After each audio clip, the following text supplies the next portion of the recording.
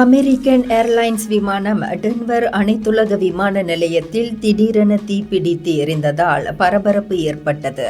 விமானம் தீப்பிடித்து எரிந்ததை அடுத்து அதிலிருந்த பயணிகள் உயிரை காப்பாற்ற அவசரமாக வெளியேற்றப்பட்டனர். விமான நிலையத்தில் நிறுத்தப்பட்ட விமானத்திலிருந்து முதலில் கருப்பு புகை வெளியேறியதை தொடர்ந்து நெருப்பு எரிய தொடங்கியது. இதில் பயணிகளுக்கு எந்த காயமும் ஏற்படவில்லை.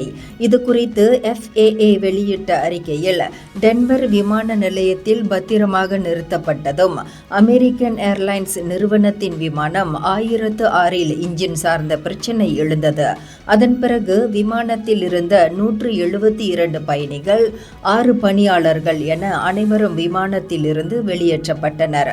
பணியாளர்கள், விமான நிலைய நிர்வாகம், அவசர பாதுகாப்பு படையினரின் விரைவான நடவடிக்கைக்கு நன்றி தெரிவித்துக் கொண்டது. இந்தியர்களின் இதய குரல் மக்களோசை.